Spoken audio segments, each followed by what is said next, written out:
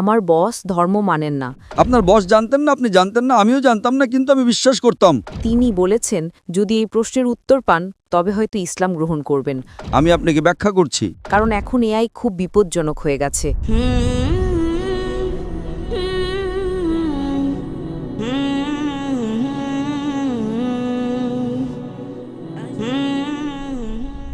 আমার নাম নিসা। আমি আরবি এবং কোরিয়ান ভাষার অনুবাদক। আমি ডক্টর জাকির নায়েককে একটি প্রশ্ন করতে চাই। আমার বস ধর্ম মানেন না, কিন্তু তিনি কিছু প্রশ্নগুলো আমাকে করেছেন। তিনি বলেছেন যদি এই প্রশ্নের উত্তর পান তবে হয়তো ইসলাম গ্রহণ করবেন। আমি উত্তর দিতে পারিনি, তাই ডাক্তার দয়া করে প্রশ্নটি শুনুন। আমার বস বলেছেন কেন কোরআনে কৃত্রিম বুদ্ধিমত্তা, এআই এবং কম্পিউটার প্রযুক্তি সম্পর্কে কিছু বলা হয়নি, কারণ এখন এআই খুব বিপজ্জনক হয়ে গেছে। এটি অনেক কিছু করতে পারে, যে কোনো কিছু সিদ্ধান্তও নিতে পারে। আমার বস এ ব্যাপারে খুব কৌতূহলী। ধন্যবাদ। আপনার বসকে বলুন কোরআন কোনো সায়েন্সের বই নয়, SCIENCE। যদি কোরআন সায়েন্সের বই হতো তবে এটি বিশালাকারের হতো। এই যে ভবনটি দেখছেন এর ভেতরে যত বই রাখা সম্ভব সব বই মিলেও এর সমান হতো না। যদি কোরআন বিজ্ঞানের বই হতো আর এতে সব বৈজ্ঞানিক তথ্য উল্লেখ করা থাকতো, তাহলে কোরআন এতটা বিশাল হয়ে যেত যে আপনি কোনোদিনও তা পড়ে শেষ করতে পারতেন না। আপনি কি বুঝতে পারছেন? হ্যাঁ ডক্টর। কোরআন কোনো সায়েন্সের বই নয়। সায়েন্স, আপনি যদি জিজ্ঞাসা করেন কোরআনে কি লেখা আছে 2 আর 2 মিলে 4 হয়, না, কোরআন কোনো সায়েন্সের বই নয়, এটি নিদর্শনের বই, SIGNS। তাই আমাদের দেখতে হবে কোরআনে যা কিছু বলা হয়েছে তা যেন ভুল না হয়।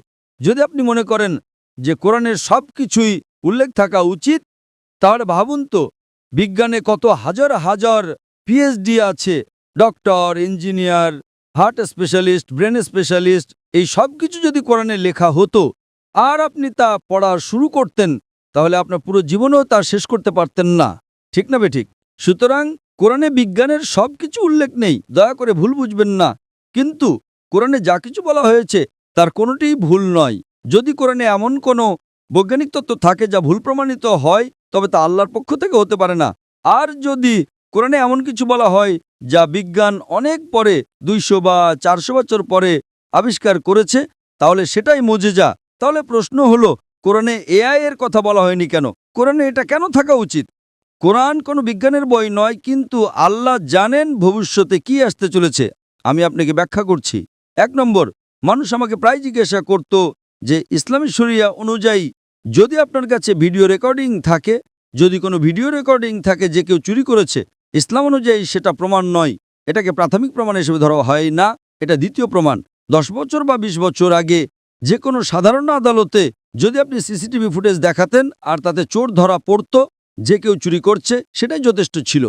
কিন্তু ইসলামে তা নয়, ইসলামে চোখের সাক্ষী প্রয়োজন। তখন মানুষ অবাক হয়ে বলতো এটা কেমন ধর্ম?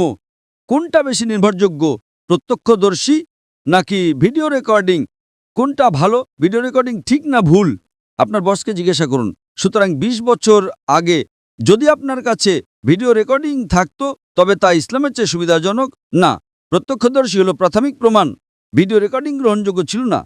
আজ যখন কৃত্রিম বুদ্ধিমত্তা এসেছে, আপনি সহজেই আপনার ডাকাতের একটা ভিডিও তৈরি করতে পারেন। ঠিক না ভুল? ঠিক। সুতরাং এখন মানুষ জেগে উঠেছে। আজ এটি প্রাথমিক প্রমাণ নয়, তাই ইসলাম অনেক উন্নত। আল্লাহ জানতেন AI আসতে চলেছে। আপনি কি বুঝতে পারছেন? হ্যাঁ। আপনার বস জানতেন না, আপনি জানতেন না, আমিও জানতাম না, কিন্তু আমি বিশ্বাস করতাম। আমি বলেছিলাম না ইসলাম সঠিক, হয়তো আগামীকাল কিছু ঘটবে। আমি AI সম্পর্কে জানতাম না, কিন্তু 15 বছর আগে আমার উত্তর ছিল শরিয়া সঠিক। আমরা জানি না আগামীকাল এমন কিছু ঘটবে যে ভিডিও রেকর্ডিং যথেষ্ট প্রমাণ হবে না। এটাই ছিল আমার উত্তর, এবং আজ আমার উত্তর সঠিক। আপনি কি বুঝতে পারছেন? সুতরাং আল্লাহ AI সম্পর্কে জানেন, তাই ভিডিও রেকর্ডিং প্রাথমিক প্রমাণময়। আপনি কি বুঝতে পারছেন? হ্যাঁ। কিন্তু প্রত্যক্ষদর্শী হলো প্রাথমিক প্রমাণ। সুতরাং আল্লাহ AI সম্পর্কে জানেন।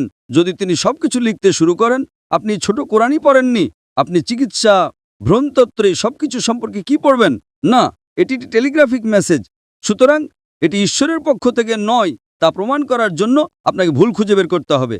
কিন্তু এটি ঈশ্বরের পক্ষ থেকে, তা প্রমাণ করার জন্য আপনাকে এমন জিনিসের কথা বলতে হবে যা মানুষ জানত না। আপনি কি বুঝতে পারছেন? একেই বলে অলৌকিকতা। কিন্তু এখানে সবকিছু উল্লেখ করা হয়নি। আশা করি এটি উত্তরটি পেয়েছেন। আপনাকে অনেক ধন্যবাদ ডক্টর। Hmm.